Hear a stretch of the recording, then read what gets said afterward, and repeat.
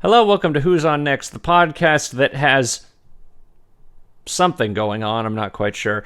Today I have with me a man who has been doing content on YouTube for over a decade now. He's had his show Familiar Faces, and he's worked with Channel Awesome and other people. It is Chad Rocco, or CR. Hey, how y'all doing out there? I wanted to make I realized as I was giving the introduction, oh shit, I didn't ask how to pronounce his last name.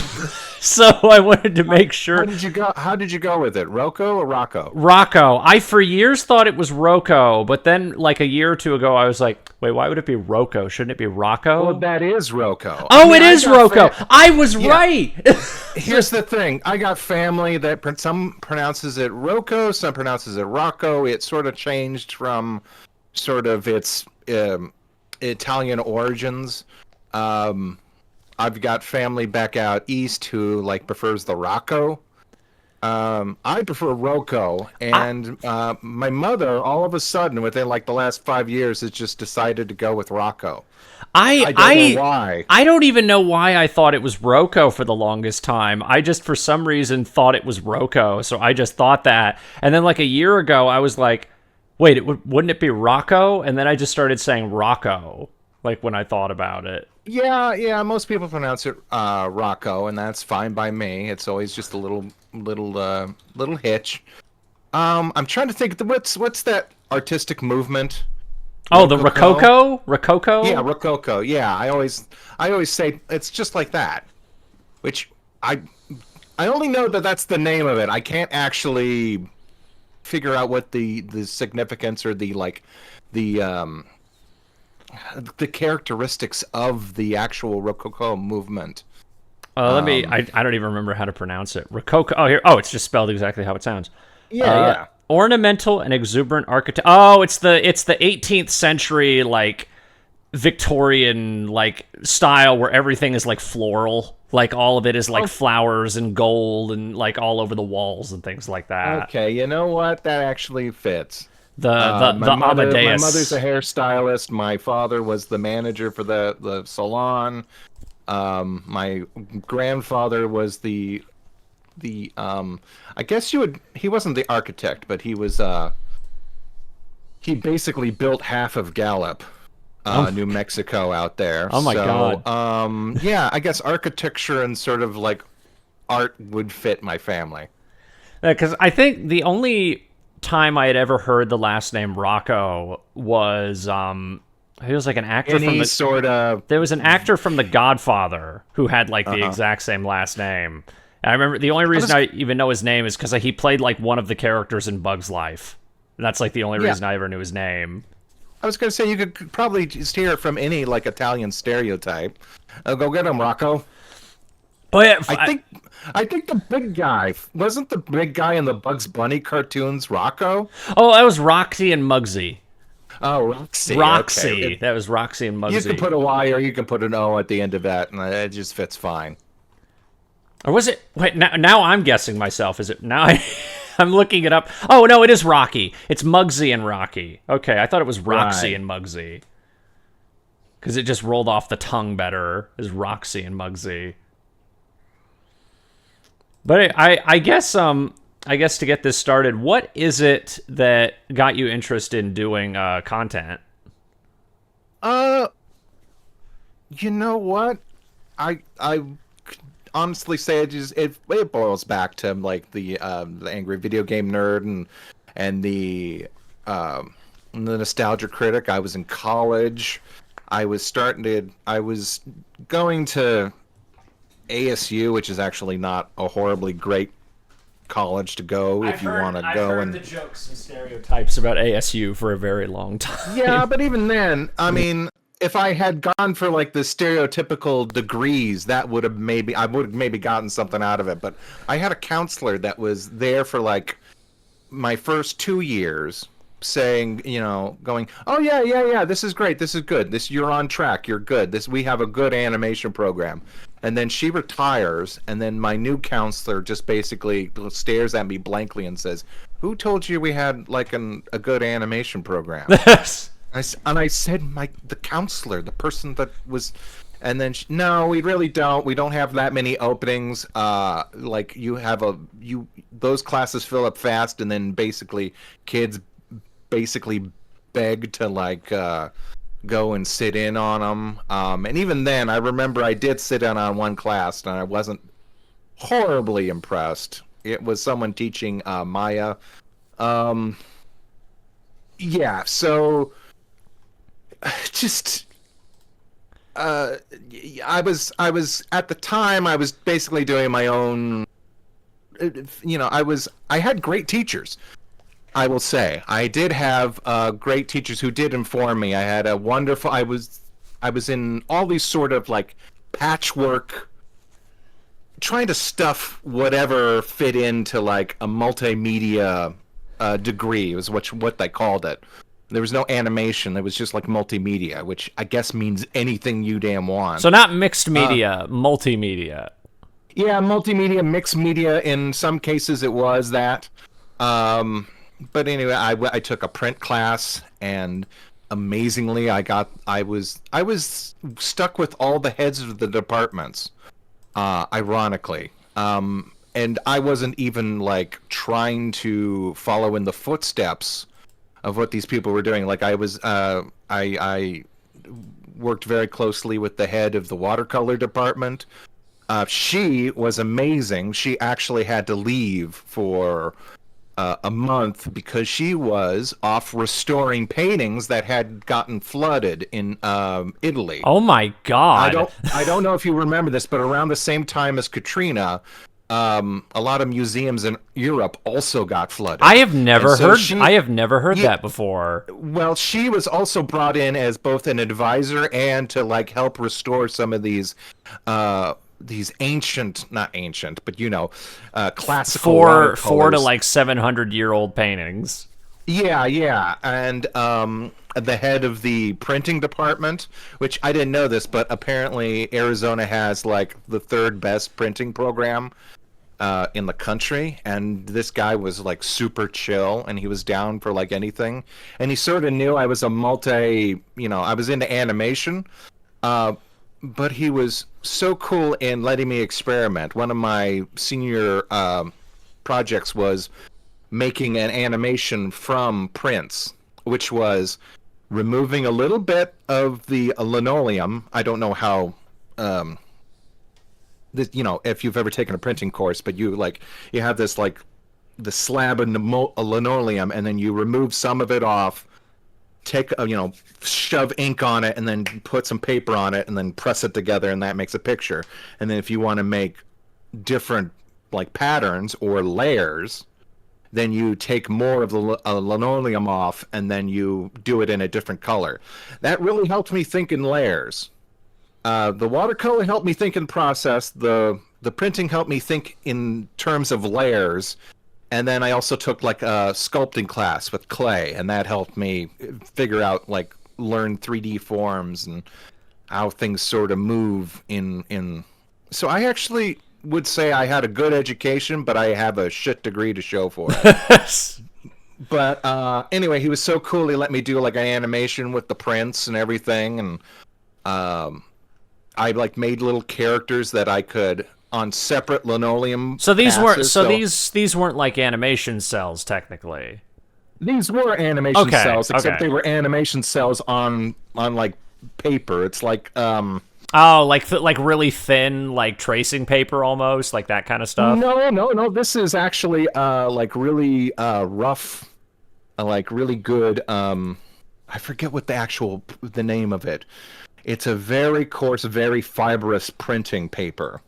And I would just I would have a background linoleum, and I would have a character stamp, and I would like make different characters in different motions and like stamp them. It's almost like some what would you call it? What's that dinosaur? Oh, Gertie? Yeah, it was almost like Gertie shit, except like very time consuming. Like this is the stuff that they wouldn't have even touched, because why would I have a chalkboard? Why would I use linoleum printing to like do my animation? So, but anyway, it was a fine little. It was just a little experiment, and then I gave me an A, so uh, and he was like really interested in it. There was two sides at the time. Um, I was doing that stuff, and then there was a young Japanese lady, and she was trying to like replicate the paper making and Japanese printing process as closely as she could to, like, I don't know, the 16th century standards. She like made her own paper, made her own ink. It was so weird. And we kind of grew a little bit close together because we were both like equal opposites. Like, I'm trying this new stuff with like digital crap, and she's doing like reviving the old art styles, techniques that haven't been used in like decades, centuries. Yeah, even. Well, not you. It's not that it's not used. I mean, there are some artisans that actually do that now, but it's like not on like Fifth Avenue and downtown Scottsdale. But anyway, oh God. How did I get in? This was the start where I discovered YouTube, and I was like seeing all these content creators do stuff, and I was discovering all these old and new shows that I've never seen before, and then just like vivid memories of things past, like Gravesdale High, and I was like, well, shoot, I'll just make my own series. And I just started to, I made Familiar Faces because I was like, well, people are already talking about Ghostbusters. People are already talking about this. Well, I'm going to pick one character that I think is like really unique. I'm going to shine a light on them. Ironically, in the state of YouTube today, there are a lot of people that have wonderfully niche channels. I don't know if you've known it, but I heard of this guy. I forget what he does. He just reviews his King of the Hill. That's all he does. I follow a couple channels. Squirrel tactics. I follow a couple channels like that where they just talk about like bizarre, obscure television shows or things like that, or like shows that they think there's one called Hats Off Entertainment, and they talk about like movies that should have been cult films but never became cult films, or like obscure TV shows that got canceled after like one season. Like I've always been fascinated. I've always been fascinated by obscure media, which is probably why I was so attached to your show when I discovered it. I was like 16 when I found your stuff. Oh, thank you. So I was like, I think 2 years into your show. I mean, I discovered you through the Baby Doll episode because I think that's how a lot of people did. I don't want to say that. Yeah, a lot of people just... I assume that was how a lot of people found you, was through the Baby Doll episode. Baby Doll or the Pony videos. I think everything really blew up after the Pony videos. Yeah, because I remember... I'm not really a Nostalgia Critic fan anymore, but I remember at the time that was like that and James were like the two people were like, oh, I'd watch like everything they did, like every single thing they did. And I remember watching that and I was like, oh, another collab video. Huh, this is a guy I've never seen before. And then I went down the rabbit hole of watching like 30 videos from you. Oh, thank you. Yeah, back when I was really... pumping them out. I've been on sort of a lull, this because just I've sort of been open about taking care of family members and stuff, things like that. But I'm trying to get back on a regular production.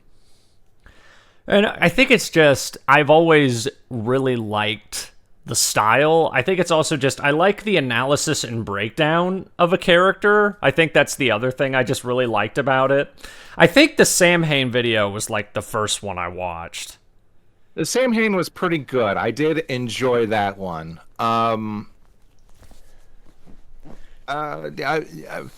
I would say the thesis of the whole show was probably the Janine episode, where it was just like, okay, here's this one character, you know who she is, but like here's all these different like things that aspects and things she's been in, and just like going really niche into all this stuff. Well, I think it's like I remember at the time, because like going through the videos, I still think like the most unique one was the Freakazoid one, just because it's a character that technically didn't exist to a degree. Like, and I just thought it was interesting to do an analysis breakdown of a character who had like 4 seconds of screen time, like didn't even have like a character really. Yeah, I mean, I'm still interested, and there was still discussion about who it would be. I don't know if any of the original creators have gone on to say. I've heard from other people, but I've like heard from multiple people that it was supposed to be. It was mainly probably going to be what's his face's Douglas's girlfriend. The girlfriend, yeah, yeah, and then I put my little theory on it. Well, what if it's Tom? That would be interesting. That would be weird. And just bring up a lot of just zaniness. A show that got unfortunately canceled too soon. I think they're showing it on like, what's that? Toon Me? Me TV. Yeah. I don't exactly know who owns Me TV. I have no idea. I assumed it was some kind of subsidiary of Warner Brothers, but there's like a couple shows that they're airing that like aren't owned by Warner Brothers, so I have like no idea who owns it. It might just be a situation where like early cable channels where like you can get just whatever is sitting in a vault cheap and just. Well, I know that they did confirm that they went around to several studios to like get the rights to some of the shows that they got. So right. Because I know I don't think they don't have like any of the Disney afternoon stuff, obviously. No. But they've managed to get Freakazoid, and I think that's because maybe because they still have, maybe the people making that show still own the rights to it. Maybe. I don't know. I mean, I wouldn't be shocked if it was a show just WB didn't give a shit about, which makes me sad. Because I remember when they announced that Tiny Toons reboot, I remember hearing about that, and I was like, of all the shows that from that period, like what was his name? The guy who made it, Tom something. I forgot his name. Tom Ruegger. Tom Ruegger. Ruegger. That Warner Brothers like Tom Ruegger era from like the early to late 90s. I'm like, of all the shows you could reboot, Animaniacs to me, I can understand. Freakazoid would be like fucking perfect now. Like Freakazoid would be like the most perfect thing you could reboot right now. Yeah, because it was always sort of the weird on the outskirts of sort of like they had one whole episode about the carpenter guy. I forget who he was. The dude from PBS. Yeah. It wasn't this old house guy. It was the other guy. Yeah. They had just that and just yeah, it would have definitely been. It was like meme culture before meme culture. No, that's why I've always said it would be perfect to reboot it, because it was basically like internet humor, like decades before internet humor was a thing. You have, of course, you have rest in peace, the voice actor for Fanboy. I just who really also played Booster. Yeah, on Buzz Lightyear. Yeah. I just realized a lot of those actors have passed away, because Ed Asner, David Warner, and I hate that I can't remember the Booster actor's name. It's like Furston something. Doug Furston, something like that. Extremely, extremely distinctive voice when you hear him. But it was the Fanboy rant about like, oh wow, I haven't seen a cyber universe. I haven't seen a cyberspace scene like this since Tron, and he basically, that's how I learned about like Something Wicked This Way Comes. I was like, what the hell is Something Wicked This Way Comes? And then I had to look it up. And by I had to look it up, I like had to ask Jeeves or whatever the hell it was. That's it. I don't even know how many people. I don't even know how many people now would even know what Ask Jeeves is. Oh, I've heard a bunch of Ask Jeeves jokes. But yeah, that was like I remember going to the computer lab in like middle school, and and they were like, "Well, here's how a website works," and I was like, "Well, why the hell do we?" And then I was like, "Oh, you could just ask it stuff, and it'll like it's literally what like you think AI would have been, Yeah. except it's just it was it was categorizing what people were putting on there. It's not like bullshit. Like I don't know. Literal AI. Yeah, like literal AI it's, bullshit. It's shotgun AI, generative AI.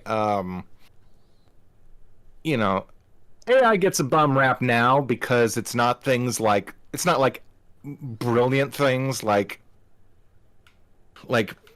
people actually programming a program to like do a very specific thing, and it does this one specific thing very, very good.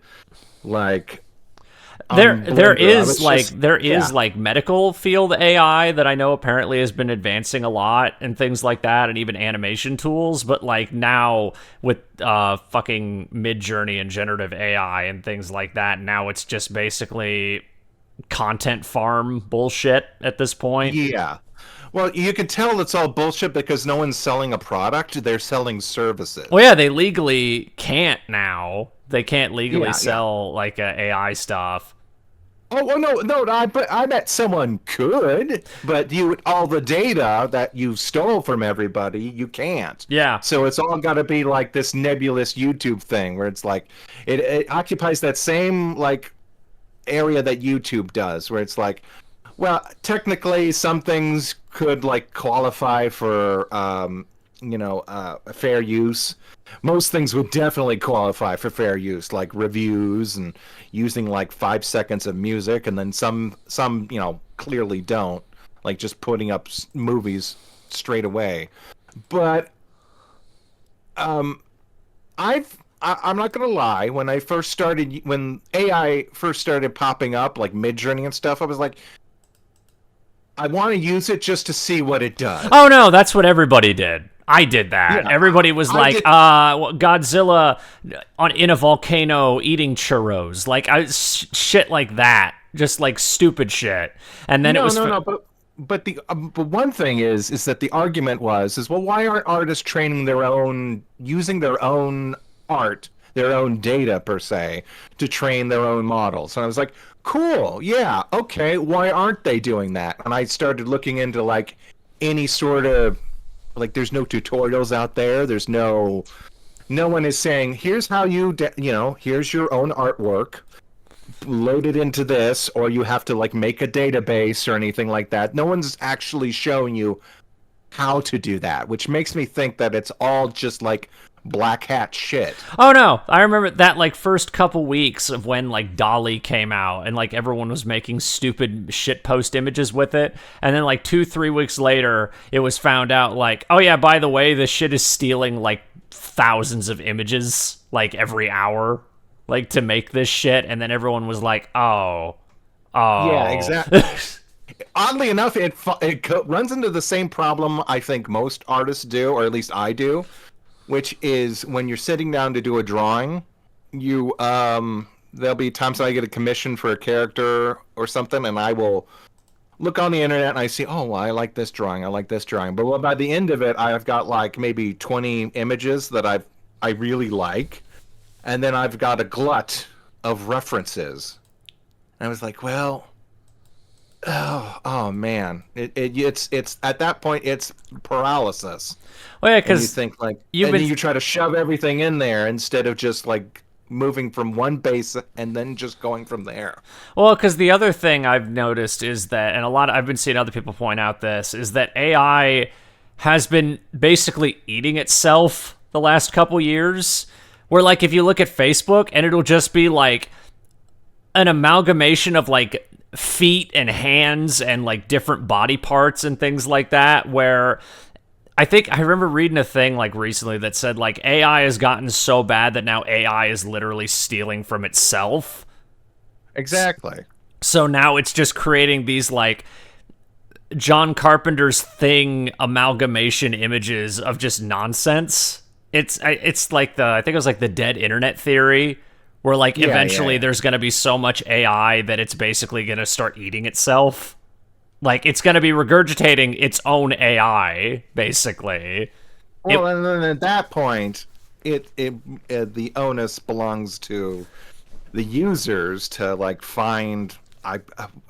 If we're going to use like biomes as a metaphor, it's up to us to find the clear patches of grass and the clean water sources, which I think like Blue Skies is pretty good.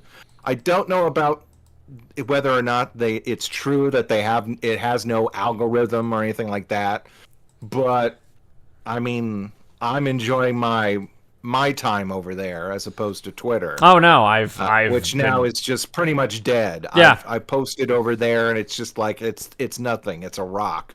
And then you post over Blue Skies. You find things you're interested in. It doesn't like try to shove a bunch of stuff in your face. Yeah. So, and then like I said, people will move on. Like you buy your credibility when you like try to buy Tumblr, but then you remove all the stuff that made it Tumblr good, or at least made a lot of people interested in Tumblr in the first place, and people will just leave it and go move somewhere else. Well, it's like I remember when the porn ban happened, like 7 years ago, 8 years ago I think 7 years ago on Tumblr, and I remember I think they had said that like when the porn ban happened, I think like more than like almost like 38% of the user base just dipped from the site because of that.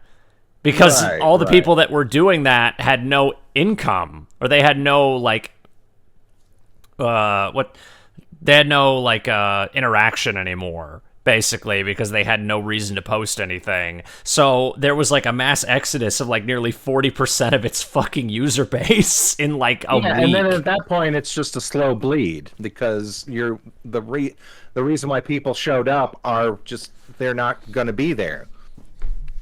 Whether it is like, not safe for work material, or it's just people are sick of the same damn video being stolen again and again, and it's just some guy's face underneath it. Yeah. I guess with familiar faces, something I'd always wondered was that how, with making a show like that, was there ever something where there was so little you couldn't really do much with it, or you went into making an episode and the more you tried to do it, the more you were just like, there's just not a lot to talk about, really? There's the opposite, in fact. Sometimes I will be like, there's a character, like, okay, cool, here's a character. It seems like there's not a lot here. I can hopefully maybe get the job done in a little bit.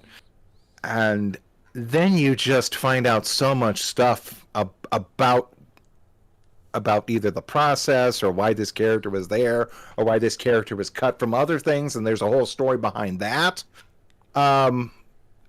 Episodes have bloated, and this was me being just green earlier on. I didn't really quite know how to like make video essays like I would want to. We're keeping like everything concise, sometimes cutting the fat away, and then keeping everything down to a leaner timeline. But yeah, sometimes I would say that the opposite, in fact, would happen, where I like see a character and be like, okay, I can make like a 10-minute video on this, and then it just bloats up because there's some sort of weird distraction. You find out who the voice actor is behind it, and there's this like huge long story about what's going on, or you find like you learn about the troubled production, and it's all related to this one weird character. It's that happens a lot more than seeing somebody and then not knowing exactly what to scrape from it. I mean, I'm sure it's happened, but when that happens, I probably don't remember it because it doesn't register. It's like, I don't. Fine, I can't do anything with that character. That character's like, doesn't seem to be enough there to do. But usually more than not, I find that I turn over enough rocks and I find a lot more to talk about than then I think was going to be like it. I've heard other people do that too. It says, "Oh, I'll release this little short video as a a little side thing to keep people engaged." Not engaged, but just you want to like you want to like make sure you haven't disappeared. And then people say, "Well, this one video that I thought was going to take 2 weeks ended up taking 5 months because I found out someone." Murdered someone and chopped up their bodies and put it in a freezer. And it's like, wait, what? Well, there's one guy I follow. I actually interviewed him several years ago. He has a video game show called Pixelated Memory. But I remember he talked to me about how like there's just times where I just don't feel like making anything for like months. And so like there was a period where he didn't upload anything for like almost 2 years. Because he just had no motivation to make anything for the channel. Life always gets in the way of things, and unlike like a regular TV show where you have a crew or something, yeah, that's basically all I could say. Life gets in the way sometimes of the creative process, or people want to do other things and. That's just kind of what happens. Oh, that's been my life with this podcast, basically. I do voiceover work. I've barely done any voiceover work in the last year because I've been so much more committed to doing this because I just like doing this more. And I have a lot more control over this as opposed to voiceover. Exactly. Some people just like move on to other things. And they go back, they dip back to the well for like an occasional like little, oh yeah, I've got an idea, I want to get out of the way. So, burnout is totally real, and sometimes it could like strangle your ideas to where you just kind of you need to go work on other things. I remember halfway through the pandemic, I didn't do any new episodes of this podcast for I think almost a year because I was like so depressed on top of my job that I was doing in real life, which I hated at the time. I couldn't stand it. Couldn't stand the job. The pandemic originally was great for the podcast because I was like, oh, the pandemic, everyone's home. It makes it easier to get a hold of people.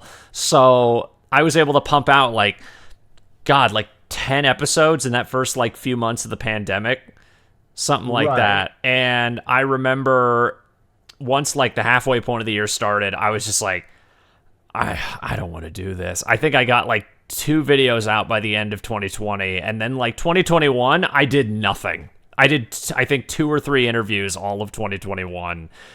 And I got so demotivated because of that. And it wasn't until like 2022 where I finally like picked back up and started interviewing people again. Right, that'll happen, especially with the pandemic.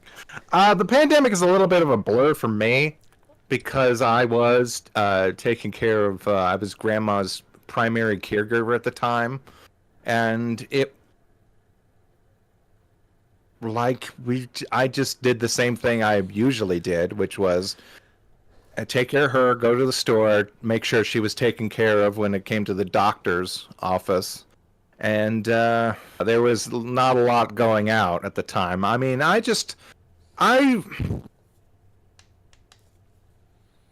was I going to say? I'm trying to just get back into a rhythm of producing either drawings or work on videos as slowly as I can. I've sort of learned that a way to work on things so I don't get quite burned out like so quickly. Yeah, because I've noticed you've been doing a lot of art, like a lot of art the last few years. Yeah, well, that's when I'm just able to do it. I found out that this is a little trade secret. Sometimes you're able to just like. Sometimes I literally only get like 30 minutes at a time before something would pop up, and I'd have to take care of that. So I would not be comfortable doing like live streams with that. But I found this way to like record the Let's Draws, and then do that, and then do art casts while I'm doing something else. Just kind of using every moment of the day to try to do something, and then build towards littler projects. I forget who it was, but they were talking about something about, and this sounds so horrible because it sounds like, maximizing your time and all that bullshit, but it really is just as long as you keep moving, even a little bit at a time, you're still making something, and it's fine. There's going to be parts where it just flows out of you, and parts where it just like really, you gotta kind of drag it out. But it's just what's got to happen. Well, I guess something I was curious about, because I have a lot of artist friends, and I have always just loved asking about. Well, like it's to me, it's always an interesting question of how often do you get like weird ass commissions, like shit you don't end up taking? Because I have a few artist friends who've like told me like weird ass stories about shit like that. You know what? I've been getting a lot of like plus size commissions, which I'm actually not that weirded out of. I've turned down a few because it's always it's always kind of like maybe like not. I wouldn't feel comfortable drawing a specific character. Listen, let me just look through my stuff. I'm talking like, has someone ever like tried to get you to draw something that you were very obvious? Because I've had friends who are just like, yeah, that's very obviously like a conversation. Weird. The conversation ends then. But you're talking about like at that point, like, is there something like, is it? Oh, I'm not even asking. I'm not even talking like something you drew. I'm talking like somebody asked you to draw something and you like read it and you were like, that sounds a bit suspicious. Like, because I've had friends who've told me stories like that too, where they've just. No, but other than like, no, I really haven't gotten anything that sort of anything like that. Again, like maybe characters that are younger that probably shouldn't be drawn. But even then, I wouldn't even like, if they were in character, like in the character in the same design that they've always been, and there's nothing going on like heinous in the drawing, then yeah, sure, that's fine. But like when they start to like, I don't know, ask about swimsuits and stuff like that, it's just like, nah, let's not do that. Or something like very hyper specific where I'm like, this is clearly like something. Damn, if the guy was like paying thousands of dollars a year on Wonder Bread commissions, that's like some sort of early childhood thing that happened to him that has left like a I don't know. Well, it's like you think like I remember like reading a thing once like years ago that said like, I think it was like like almost all fetishes develop during childhood at some point. Yeah, exactly. And that's like one of those things where I'm like, what the fuck happened? Like what situation like happened to him as a child where like that is what he got into? Because it's so hyper specific. Like, well, I heard he's like also a hyper conservative douche nozzle. Oh, that doesn't shock me. Yeah, so it's like it's obviously, I don't know, status quo. I don't know. I don't know. Why Wonder Bread? But anyway, yeah, we were talking about weird art for a second, and have I gotten any commissions like that? No, not where it wasn't like totally blatant, and I could just kind of say no, thank you, and move on. Yeah, but I've seen it. I was gonna say there's also the story of the time I was like, I came across this one artist who was and actually have science to back this up. There was an artist who was doing these all these Disney characters sneezing, and I was like, that's weird. and it started when I found a comic of the mouse from the Great Mouse Detective. Oh, you know the one. Oh, see, I thought it was gonna be like the mouse from Tiny Toons, like the sneezer. No, not a little sneezer. It's her. She's doing her performance, and there's some dust like being kicked up, and she sneezes. And I thought it was like the first part of a comic.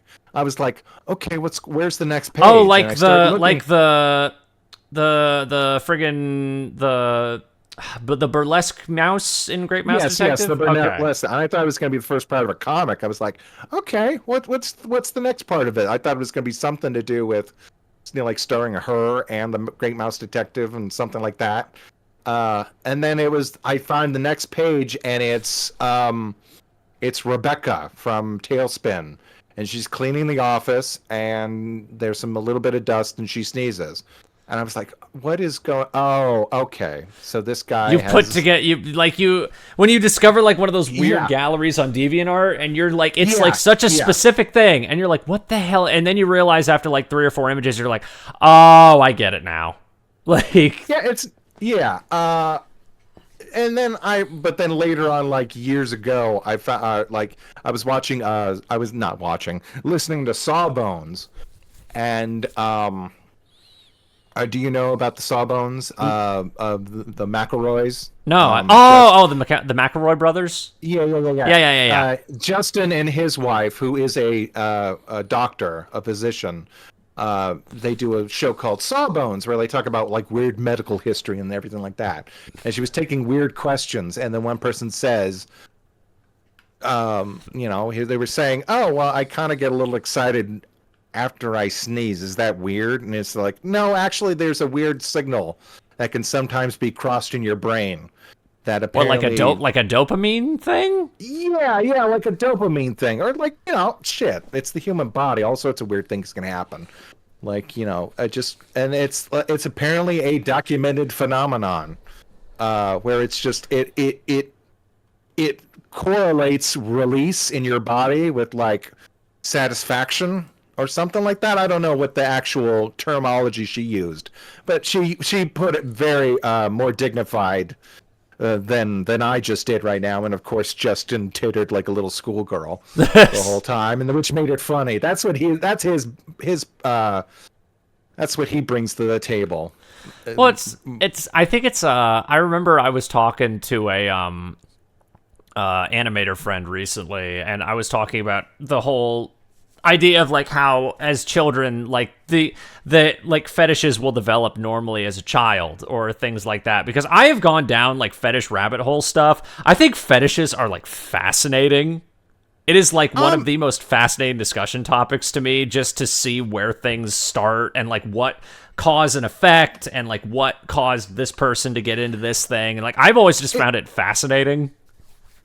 Yeah, and it all came into focus for me when I think it was Spoony. He was talking about I don't know what, I forget what it was, a Cthulhu RPG, like pen and paper RPG he was talking about, and he says like at some point characters in the game can either develop phobias or fetishes for certain things that they come across. For example, if they see a lot of blood, they can develop it was a game mechanic. And it was like, okay, you can develop a phobia of blood or a fetish for blood, where it's like there's something that shocks you. It usually comes from something that is just so out of the ordinary that it like, I don't know, it just leaves such an impression on you that either one, it triggers you, or it, entices you or something. Well, it's like I remember... I see those like things every so often where it'll be like, man, how they got away with these designs in the 90s, and it'll be like Lola Bunny and Shell and like those kind of characters, and I had like never even really thought about it until a couple years ago, and I'm like, yeah, there's a lot of like specifically that era, like the mid to late 80s to like the early 2000s. There's just shit tons of characters where they are like the way I've described it is like, I think the animator wanted to fuck this character. Oh, most certainly. What was that one? Let's see, who was it? The guy who did all the Godfather of manga. Oh, Tezuka. Yeah. Yeah, they found his drawer. Yeah. And it was like nothing. It was like, oh, and I was like, well, how bad could it be if it was like worse than he was into like, everything. The cat girl, or yeah, he was into like everything, furry shit, transformation stuff. Like he was into everything. Well, that was already in his work. Yeah, it was already there. Yeah, there was already cats turning into people, and vice versa. I guess he was a groundbreaker when it came to the snitties, but snake titties. Oh, okay. There's like object. That's going around. That's a. Because there's like Object TF, I remember, was another one where it was like characters getting like turned into chairs and things like that. Yeah, and like I said, it's obviously just comes from like things that are out of the ordinary, or things like give people such a strong reaction. Like, don't do that. I've said that, and I think it's also with like fetish. I think with fetish stuff in particular, I think the big draw. I did not think this is good. This was where the podcast was going to go, honestly. But I think like one of the big reasons I think a lot of people develop fetishes for fantastical or weird things, specifically like in animation, I think it's because it's something that can't happen in real life. I think it's because it's an intangible thing that just can't happen. You might be right with something like that. I heard that also. I read something about like asexuals that can also sort of supplant. And forgive me if I've just heard that. I just like. Oh, I have asexual friends who have fetishes, so it's not. Okay, yeah. I heard that that's like one thing that can happen, because it's just like, well, they're not. I forget how they put it. Again, they're probably doing it more tactfully and elegant than I am, but something about supplanting or readjusting that attention or something like that. I don't know. It's perfect. Putting all of your sexual interest into. Well, that's what fictosexual is people who are sexually attracted to animated characters, and I've known a couple asexual people who are more attracted to like fictional characters than they are attracted to real people. Right, and I honestly, I mean, what would you say is like? Would you consider like being attracted to boobs? Like at that point, would you consider that a fetish? I mean, obviously. Well, I remember the definition. I mean, I remember one time I talked to my dad about that. I remember my dad's. I said to my dad, I'm like, "Would you consider liking boobs a fetish?" And he was like, "No, I would consider calling that straight." yeah, but I mean, by its textbook definition, I think that would just be like it's the most socially acceptable. Well, because I think inherently liking boobs is a fetish, because at the end of the day, it's just two sacks of fat. Yeah. There's nothing. But then you can't do anything. I mean, you can do things with them, but like you can't. It's not like an actual like. It's not like genitalia where you can actually do something with it. Right, but then again, I'm talking about like what's the boilerplate? Where do we start off from square one? And there are people that have just like are physically attracted to people, that are emotionally attracted, some people who are in love with the concept of being in love, and once they cross that threshold, a relationship sort of loses their appeal for them. Oh, because it's just. I don't know. You say your thing. Oh no! I'm also just kind of spitballing. I'm just saying, like, I don't know. It's just weird, and people have written books about it and everything. Well, because me personally, I'm borderline asexual, or not asexual, aromantic, which means I don't really feel romantic connections with people. Mm-hmm. I have friends, and I think that like I care a lot about my friends, but I have an incredibly hard time romantically connecting. Like I have sexual attraction to people, but I just have a very hard time romantically connecting with people. Mm-hmm, yeah. I'm much more open to just like, oh, I just want friends. I don't really care about like being in a relationship personally. Like, oh, yeah, right on. Yeah. But like to me, I think for the longest time for me, it was just I was never. I think as a kid, I was like, I need a girlfriend because people have girlfriends. Like I didn't want a girlfriend because I was. Yeah, that is a greater baseline of society, you know. And again, that informs, like I just said. Well, it's like your dad said. And you're like, well, no, I just think that's straight. It's like, well, no. At some point, the boob thing became like the most socially accepted fetish. That was to the point where it's like you wouldn't even call it a fetish. It's just like one of those facts of life. Like at some point when you were younger, you just accepted it as a fact that you needed a girlfriend. Boyfriend was not even a possibility for you. No, well, I personally don't know your orientation. Well, as I'm pansexual, but yeah, it's because I think it's the societal mentality because it didn't help that when I was a kid because I'm pushing 30. When I was a kid, there was no gay characters. Like that was the thing. Like there were gay hinted characters, but there was never gay joke characters. Yeah, but there was never in Disney movies. There was never explicitly a gay character in a movie or something like that, or it was never up in the forefront of the story. Right. So they had them in like the 70s. If you want to like really get deep into the whole history, have you heard of Matt Baum?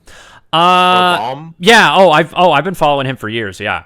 Yeah, he does a great job. I am personally not. I mean, I guess I would try to. It's in my best interest to support.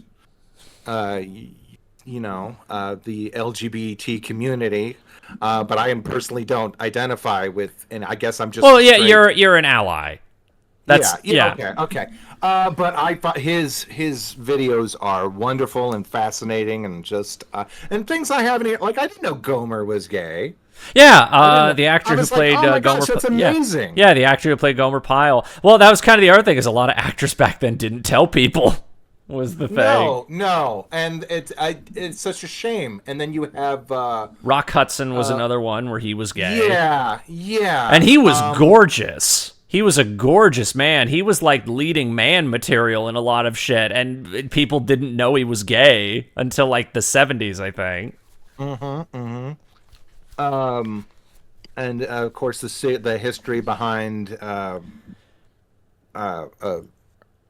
oh man, come on, Richard Hunt. That's my favorite. The video. One of my favorites is I do like his Elvira video, but I like that because I like Halloween and stuff. No, I'm thinking of Little Shop of Horrors. Oh yeah.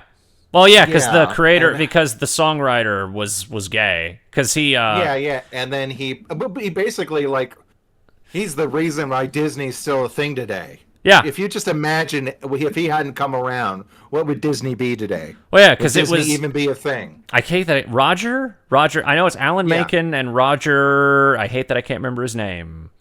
Dang it! Now I need to say Alan Menken and Howard Ashman. That's who it was. Okay.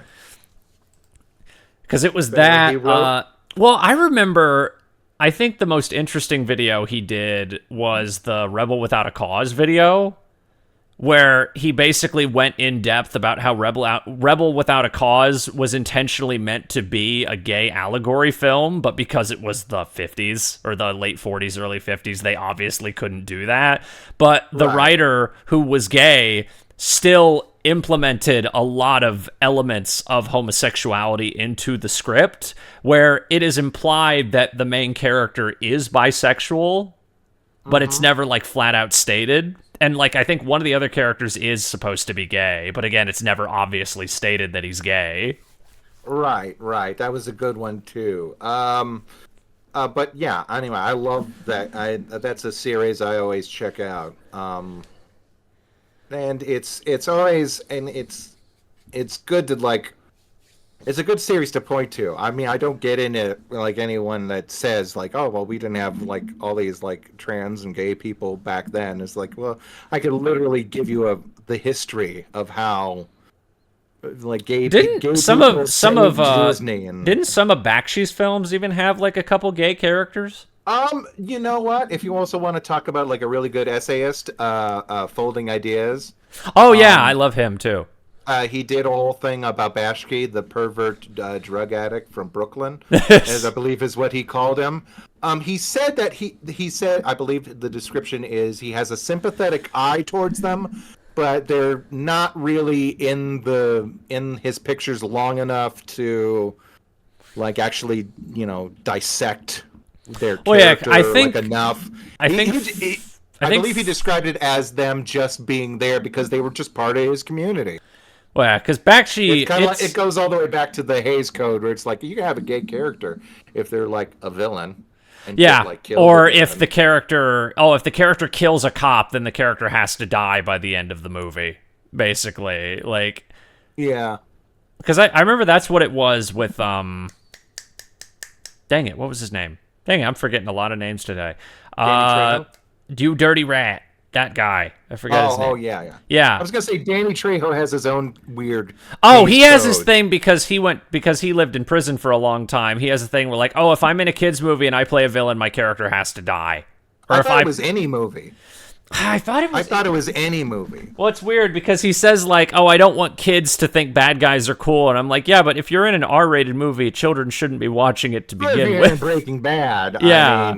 Because I did not expect us to go on that long of a tangent about shit. That might be one of the longest, like, off-topic conversations I've ever had on one of these podcasts. Well, I think this whole podcast I've enjoyed it immensely. But this has been a lot of just, like, tangential stuff. Yeah. Well, I guess, like, going back to the actual, like, stuff about your channel. Well, I guess, the stuff with Channel Awesome, because... I had something in my mouth. I guess because when you were working with Channel Awesome, I guess that guy with the glasses at the time. I guess because To Boldly Flee was like the final big collaboration thing that like a lot of people were doing at the time. I guess what was your experience with that? Because I know that's kind of been a big point of contention with like why there was a big falling out like with a lot of the creators at the time. Well, it was first of all, Doug was, I don't know if you got, I don't know how many people actually remember it, but it was going to be the farewell to the Nostalgia Critic. Yeah, and I know that was a big point of contention with a lot of people because I guess again, this is all hearsay from what I know, but from what I know, it was a lot of people who were working on it were not told that was going to be the thing that happened. I mean, it was sort of a surprise for me by the time I read the end of the script. And I was like, oh, okay. And also there were definitely a lot of revisions. So yeah, I could see how it was like a surprise. I think I got like the latest edition of the script at the time. So I sort of knew. I was like, oh, which left the whole like ecosystem of Channel Awesome on sort of on a lurch, because again your like main draw is not, I guess, going to be there. And again, also at the time when we were all working really close with Channel Awesome, like Blip TV was still a thing. God, I forgot about Blip. YouTube was going. Oh yeah. Red, white, and blue pancakes. I wonder what that tastes like. America. God, they should have just made like Nostalgia Critic pancakes like they do for the Addams Family. And pancakes with like a little beard and a little chocolate hat. Yeah, it was Blip TV. YouTube was like not actually that safe for content creators at the time, at least for when it came to like video essays and what we were doing. And at the time, a video essay was basically summarizing a video or summarizing a movie, which is still like funny and hilarious. I think the one guy that's still doing it to the best is Phalis, which again, he doesn't analyze the movies, but he gives like extremely good history lessons about what happens with studios and then lampoons the whatever he's Oh yeah, doing. no, I follow. Mainly like Yeah. not Disney stuff, mainly like lower stuff that probably wouldn't get him a lot of like Oh yeah, no, I've been copyright and following. stuff. I've been following Phalis for a very long time too. But again, at the time, YouTube was hostile towards a lot of what people were doing at the time. Blip TV was sort of reposed until it got bought out by Disney and then shut down. So yeah, tensions were high at the time, and the actual filming process wasn't that smooth. I remember it just kind of being like a little bit disorganized, and that just came with like what they needed to like film. They needed to film all of us for like one shot at the house. And then we spent 2 days like at the house, at whatever house we were filming at. I think it was his parents. Um really nice place, and Doug has wonderful folks. Um and but we were like stuck in the attic for like hours, and we had to be super quiet because they were always filming. And the attic was a weird and I'm not talking about like an attic with like filled with crap. It was like an like actual like wood. room attic. It was a loft. Actually, I'll just describe it as a loft. It was shaped like an attic. It was a loft. It had its own bathroom, so people could go and use the bathroom when they needed to. But we were like in there for like, and we had to be super quiet for long periods of time. The shoot was a little bit disorganized in that way. And that was maybe 2 days, and then at that point, we were left up to do our own whatever we were doing, like at the hotel to like film crossovers. There was one kerfuffle where people were like, they asked us to make crossovers so they could pay back all the money for the tickets that they spent to get everyone out there, which I guess that wasn't part of their budget. So a lot of people were like, well, that was part of our, what we were going to do. So there was a bit of a situation there. Again, I think this was all sort of implied and up in the air, and then it just, I don't know. It was just, there was a lot of Doug has a lot of ambition, but he doesn't seem to. There's some parts I agree with, folding ideas, or pardon me. Ooh, pardon me. I'm drinking a Dr. Pepper. What's man? I'm totally blanking on folding ideas' actual name. I think Doug had a lot more ambition, a little too much for like, and then didn't quite organize what he was doing, which is sort of things I heard about what happened with what was that one? Not Kickassia. I guess Oh, Kickassia was like Suburban Nights. yeah, Suburban Nights. I guess Kickassia was like went a lot smoother, which is why people were like, "Oh yeah, we'll do these."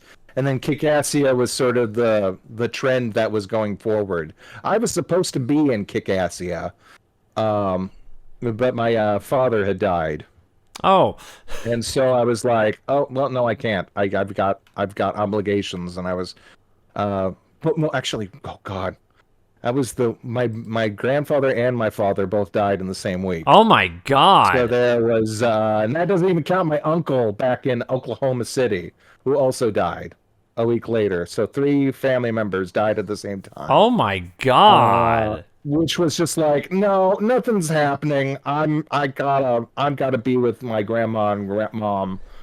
Um, just, oh, yeah, that was a pain.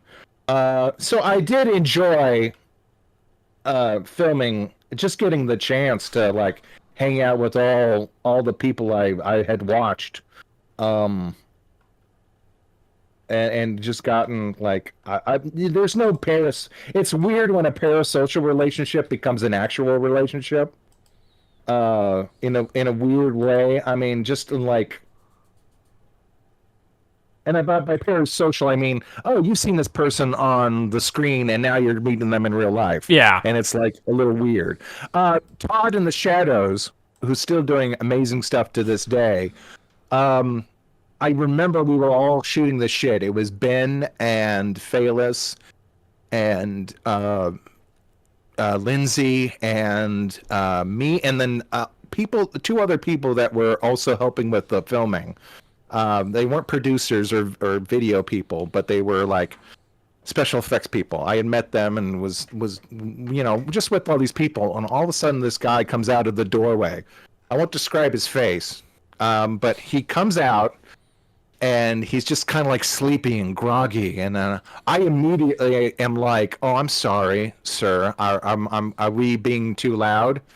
And then he opens his he opens his mouth, and Todd's voice comes out, and I'm like, "Oh my god, that's who you are!" Oh, so I immediately thought, "Oh my god, we're just disturbing all these people in this hotel."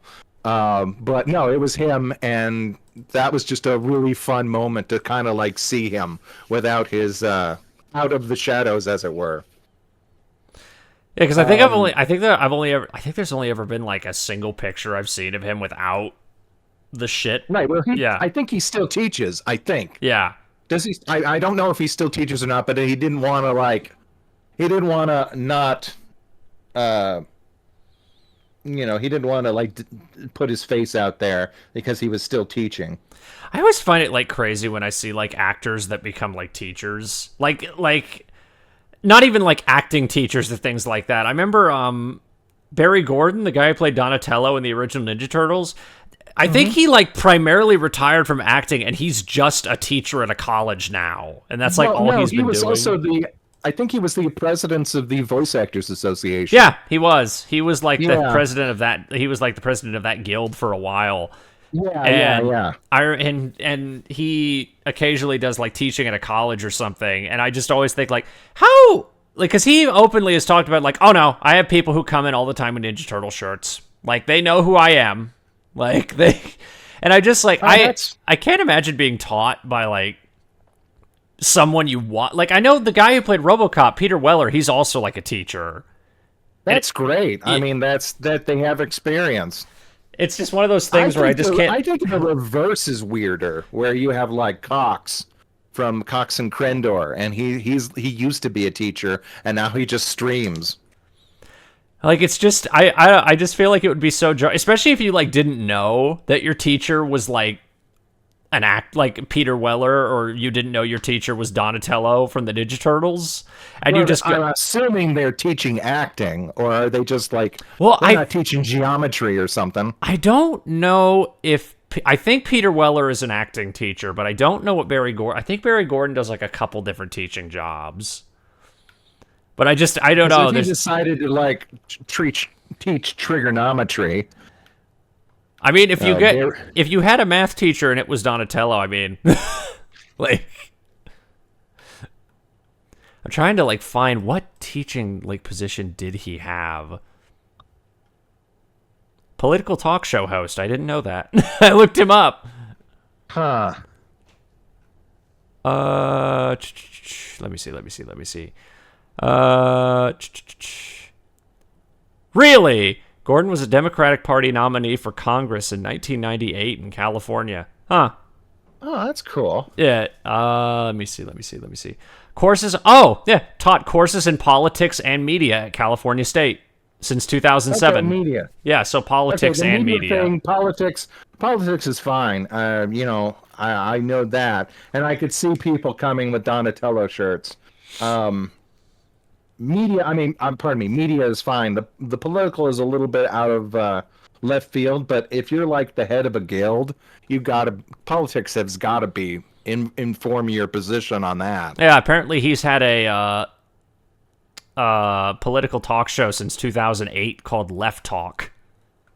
Okay, good. Well, now I know where his You know his position political. is. We know his political standing.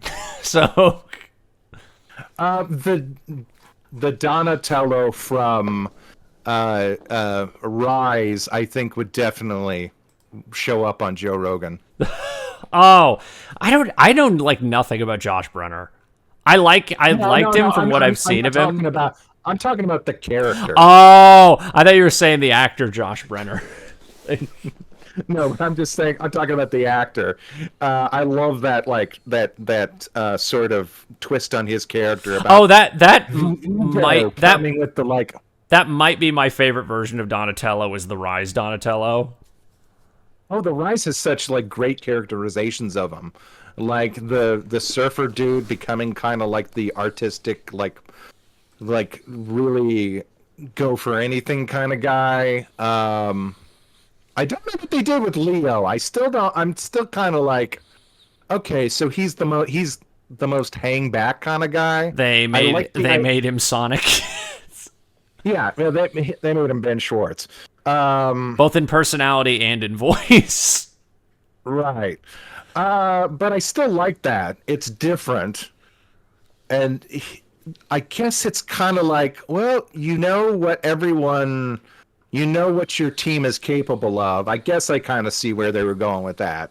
He's like he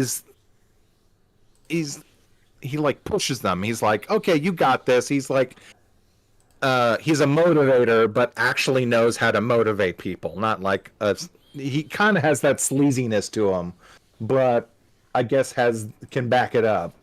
And Raphael just being like trying to be the leader, but in like an earnest, like not dickish way, is also pretty sweet. I know I've always heard like that complaint. I've heard that complaint from some people with that show where I guess they don't like that every character is comedy relief. And I'm like, to be fair, that's not the first Ninja Turtle show to do that. No, no. In fact, the other one, the very first original one, Yeah, was like, no, oops, all goofiness. that's what's always frustrating. It's one of the it's like the He-Man shit, or like really when any like reboot of an '80s thing comes out, and like all the fucking like early 2000s to like 90s era kids come out. Right. And they're just, well, not like my generation, but like the 80s era, or like the guys who were like 20 when 2003 came out. And they're just like, it's not like these two things. These two things are the best one. And I'm like, the original show is literally like the worst fucking adaptation of the comic you could get. Like, yeah, and in fact, I would say like I really got into Turtles because of like the very like first arc with the Mousers and the Technodrome, and that also had like the best animation in the series well, at yeah, the time. I And it just kind of went downhill from there, both in terms of like weird animation and just like the goofiest characters.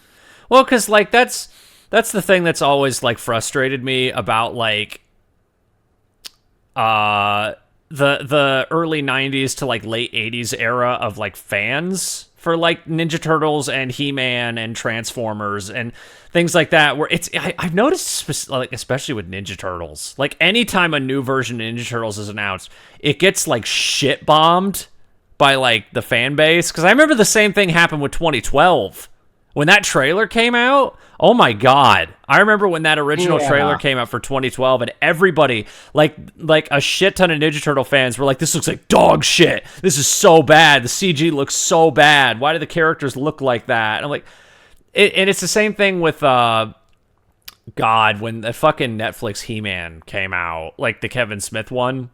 Oh, the Kevin Smith one. I was gonna say there's two. Yeah. There was one aimed at the younger, kids. Yeah. And there was the Kevin Smith one. The Kevin Smith one and She-Ra. When like both of those came out, I just remember just, oh my god. I'd argue like He-Man fans are like the worst, because He-Man fans were like the quietest for the longest time, probably because there was like no new He-Man shit for the longest time. And it was He-Man. It wasn't like you could watch an episode of He-Man and be like, well, this is really like stiff. I love Skeletor has walked down the. Yeah. I mean, it was what it was for the time, and God bless Filmation for trying to keep the studios open in America for as long as they did. And I adore the original He-Man. It's trash, but it's fun. Like, it's just very run-of-the-mill, cheesy 80s fantasy cartoon, but I love it for that. I have like a ton of He-Man art books and shit like that. But like He-Man, to me, it just frustrates me with when the Kevin Smith one came out, where everybody was like, "This is such betrayal of fucking He-Man." Because like, what fucking character? There was like next to no character for almost every character in the original He-Man was like super cookie cutter. Like, unless they were going off of the 2007 version? 2002. Wait, did that come out in 2002? Yes. Oh wow, I thought that was. Wait, am I thinking of Thundercats? Thundercats was 2011. Okay, well, split the difference. Yeah, Ninja Turtles was like the middle. That was like 2003. Oh, I know there was also Transformers Animated was like 2007. Okay, and Transformers Animated was a little hit and miss. I like how the first season focused on like human villains before they got to Megatron. I like the weird human villains that they came up with. They're very like Teen Titans-y like kind of villains, which I guess makes sense given the director. Yeah, I was still like pretty into Teen Titans at the time, and that was pretty good. Plus, Brian Posehn is just that weird. That's a weird voice to come out of that speedster. Oh yeah, I forgot. Yeah, he was the speed guy. I forgot about that character. But he was like, and then Brian Posehn is just like, yeah. It's just what is it, like nanosec? Like he's got that voice. I always said that they should have switched it. Brian Posehn should have been on Robotology, and Patton Oswalt should have been in a Robotomy? Robotomy, pardon me. Robotomy, because he loves like heavy metal shit. Robotomy. Both shows. Patton Oswalt doesn't need to be Octus. Octus was a fantastic character. Robotomy is like one of the most depressing shows in the world to me, because I don't think I've ever seen a show that should have had a bigger fan base just die within like a few months. Like, I won't go that far. I could see the potential of it. I always really liked Robotomy. Like, I don't know, it just made me really sad that show basically was just sent out to die more than anything. It kind of reminded me. It was like a lot of like, I don't know, teenage angst covered with the trappings of like a notebook drawings. Not to say that that's the quality of the show, but that's the sort of thing you would draw, and when you were starting to like come up with ideas in high school, like just a robot world and all these weird, crazy like mechanisms. I think it was like the other thing of it. I just like, for a Cartoon Network show, I liked how weirdly nihilistic it was. Just it was intensely nihilistic. Yeah, like just great. Very bizarrely like. I'd argue like Invader Zim levels of mean spirited. Just how violent and mean that show is. Because occasionally Zim or Dib, whoever was the protagonist of the episode, would occasionally get some sort of win. No matter how fleeting. Everybody dies, like every episode of Robotomy. Everybody dies every episode. Everyone berates them. They just like everything gets like they get eaten or torn apart, or it was definitely I wouldn't call it heavy. I wouldn't call it irreverent is what I would. How about that? Also, I think that would be the better word. A shockingly large like celebrity cast for a very short run show. Of course, Patton Oswalt. You had Patton Oswalt. Who was the little guy? Oh, Brian Gemberling. I think like the only other voice looked like Patton Oswalt, but was totally looked like Patton Oswalt. I think like John Gemberling, where I think like the only other voice work he's done was Doofus in the DuckTales reboot. Right. You also have Jack Black, Jack Black's not in it. There was Jack McBrayer was in the first episode. Lewis Black. Lewis He Black. was one of the teachers. Yeah. Probably one of my favorite in terms of underrated Gilbert Gottfried voice performances is the fucking Tickle Me Psycho, which is just... I just thought that was fucking fantastic casting for an evil Tickle Me Elmo doll, was to get Gilbert Gottfried to play that character. Yeah, this for some reason I thought the line work was a little bit more almost on the same level as whatever happened to Robot Jones. Oh, see, for the longest time, I always thought Robot Jones was done by the same people who did Schoolhouse Rock, honestly. Almost. That's always a vibe they were going for. Yeah, I always thought it was like the same people that did Schoolhouse Rock, because it has that very mid, I don't even know what you call that style. I just have always called it the 70s style. Like, I don't even know what you call that animation and style. Like the opening for Grease. Grease, some of the Fritz movie. Fritz the Cat, The Point, like that like really sketchy, like flat color style where there's like no real shading, but it's like very weirdly sketchy. That was the sort of, I guess, the style at the time. I was gonna say they're trying to like emulate, I guess, like actual like cartoons that were being like underground indie stuff. I'm actually wondering, like, because who made Robot Jones? Greg Miller. Oh, wait. Oh, that makes a lot of sense now. Like Greg Miller? Yeah, Greg Miller.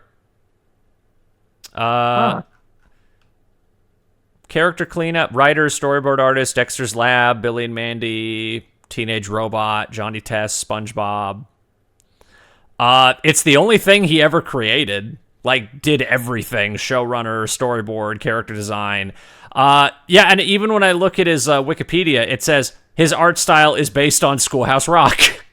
Yeah, okay, that would totally totally makes sense. But yeah, this is a little bit, again, sketchy. Definitely busy, but the line work is cleaner, probably from the studio. I just found the Little John section. It's definitely towards the tail end. I'm watching it on a Robotomy, every episode in one video, which is only 2 hours. Yeah, no, you can crack that whole show out in like 2 hours because all the episodes are like 10 minutes.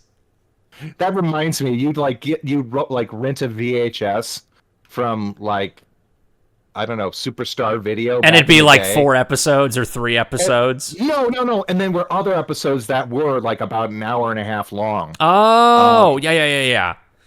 Yeah, and then you just like watch a bunch of episodes of like Ricochet Rabbit or... I remember there were like some things also where it would be like Best of Daffy Duck, and you'd watch it, and then there'd be like a random Popeye short at the end or something, like completely unrelated, like short. Like I know that's repackaging public domain. This is like stuff that like people like for kids, not for kids, just for kids. That's what they call, or FHE. Oh God, I had FHE were like the Rankin Bass people. They like put out a bunch of that shit. Like, yeah, but they would like get a hold of some sort of anime. I remember there was one about a car and a driver, and the car had a face and was like alive or something. And in one episode, they ate a bad mushroom, but it didn't give him a trip. It just like rotted one of his teeth. I remember the car's teeth, so he had to like go to a car dentist. I know I think FHE were also the ones that did the Ninja Turtle tapes, if I remember. Oh yeah, correctly. they definitely. I'm looking at my VHS collection right now, and I'm seeing like Ninja Turtles the movie with an FHE, which I think is almost rare, or it should be. I think they only did like the first few. I don't think they like did the rest of the tapes for. Right, because I assume the re-releases would be under what's the New Line Cinema? Yeah. I think re-releases would be under New Line Cinema at that point.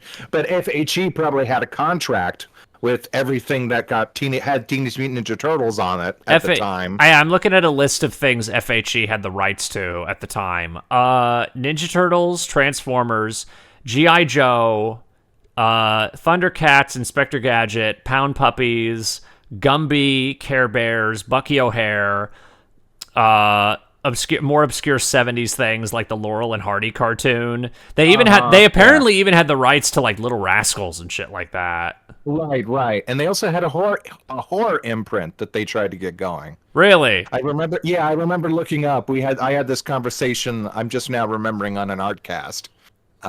And they tried to get like horror going, but they couldn't find like enough material that wasn't being snatched up by like other lower quality video transfer companies. Let's see. I'm trying to see like what anime they had, because they put out Ultraman on VHS, which wasn't anime, but they had Robotech. I'm trying to find like a full list. I also think weren't they involved with Toxic Crusaders? Maybe, I don't know. Toxic Crusaders. I am not seeing the FHE logo on this tape, but it looks like it would definitely be one. No. Okay. Oh, wait, no, it is. Golden Book Video. That was like a subsidiary of FHE. Wow, Golden Book? Yeah. They didn't even... Golden Book. The people that did, like, they were responsible for... They thought that was appropriate for the Toxic Avenger. Yeah. Crusaders. Well, because I remember they did these for Golden Book 2. They did like where they had the little spine on the VHS that was like the Golden Book logo or the Golden Book spines. That made sense when it was like, I don't know, the Bernstein Bears or Rudolph or like let's have Let's have Toxic Crusaders as the Golden Book logo. Exactly.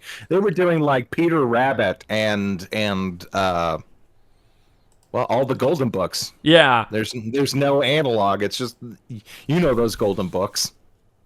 I guess what advice would you want to give for people who are interested in getting into art or content creation or things like that? Well, do what you can when you could do it. Don't try to put the horse before the cart. Get yourself just a notebook and focus on the things you enjoy doing. Find an artist that you really like. Try to maybe not copy, emulate them. Just work on that. If you can, try to get a good grasp of the fundamentals. There's a book that I always put out there. Let me get it for a second.